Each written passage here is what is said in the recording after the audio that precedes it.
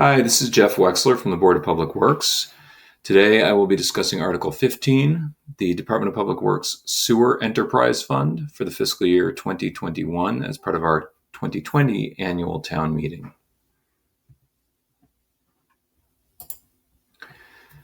So our Sewer Enterprise Fund, similar to water, these are revenues based on the use of water. So it's based on customer use. It is not related to, this is not a tax appropriation request, but it is, we are happy to inform you about the enterprise fund and make sure everybody is happy with how it's being run. So our sewer revenues are, again, based on rates that are paid, and that those rates are charged for sewer, particularly based on the use of water measured in your indoor water meters. So if you have outdoor water meters, there is no sewer charge related to your outdoor water use. The sewer rates are measured by the amount of water registering on your indoor water meters. And those revenues are estimated, as with water, on a moderate water usage year. Sometimes it does fluctuate, but that's our best way to estimate. And as with water, we review the need for rate increases annually based on the projected revenues and expenditures. We have seen more frequently. We have seen some increases with the sewer rates. We had a rate increase a couple of years ago, and we just had a rate increase voted by our board starting for July 1 of 4% increase. And the need for the sewer increases is because, unlike our water supply, if you look at the video for Article 14, significant portion of our water supply comes from deep wells that Wellesley owns, that Wellesley controls and maintains. So we have our own water supply. Whereas for sewer, 100% of our sewer is tied into MWRA, the larger regional infrastructure, and we have to pay MWRA. So we need a place to send our sewage, and we have to therefore interconnect 100% of it into the larger regional system. So we do not have as much local control over our sewer rates as we do over our water rates. So the sewer costs through MWRA have been going up, and therefore have required more frequent rate increases for sewer than for water. And if you look at our budget for fiscal year 21, you'll see that we have a personal services increase of 3.5%. You'll see that our MWRA charges are going up by 2.9%. And you will see actually that our capital outlays have gone down for this year versus fiscal year 20. I'll discuss that in a moment. So our total budget has actually been slightly reduced by about $60,000. Our key capital initiatives every year, ongoing for sewer, are reducing sewer infiltration and inflow and rehabilitating our sewer ejectors and pump stations.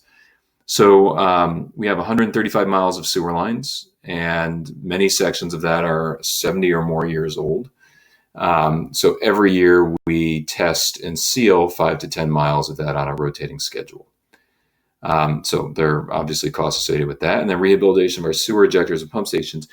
We have 17 small ejectors and 2 major pump stations in town that essentially move sewage through the system. That's a very critical component of how this works.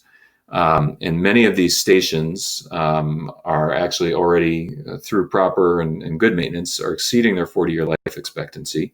And we replace one of the stations approximately every other year, and I'll discuss that in a moment. So if you look at our capital budget, you'll see that the repair and rehabilitation of mains, we were able to reduce the cost for fiscal year 21 by a little bit. And then you'll see, though, for pumping station improvements, you'll see and we spent $50,000 in the year now ending, and it's planning for $321,000. And then we go on a rotating schedule, as we do with roads, where we have a year where we do planning and then a year where we do construction. We do the same with our pumping stations. So we actually have an ejector station on College Road that we were planning for in the current fiscal year now ending. And so that was $50,000. And then the actual construction and rehabilitation work will be approximately $300,000, and that's planned for this coming fiscal year. So that's the fluctuation there. And as we do with water, we try to manage many of the vehicles and equipment have relatively large price tags. So what we do is we try to spread those out over different years. So you see that we had a large expenditure in fiscal year 20 with no expenditure under sewer for fiscal year 21. You may remember from Article 14 that we had a lower expenditure in fiscal year 20 for vehicles and equipment under water. And then for fiscal year 21, we have a larger expenditure because of some equipment that we're planning. So we try to load balance our expenditures across the years.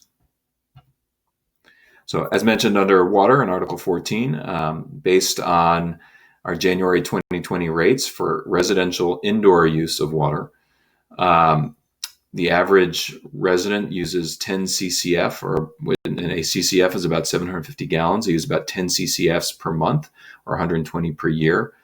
For sewer, Wellesley's costs compared to our neighbors in Natick, Needham, and Newton, our sewer costs are lower than any of those towns, and our combined water and sewer costs are lower than any of those towns.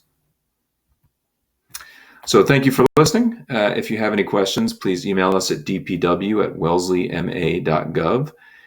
We hope that you are satisfied and happy with the way we are managing our water and sewer enterprise funds. And again, any questions, please send them to dpw@wellesleyma.gov. Thank you for your support.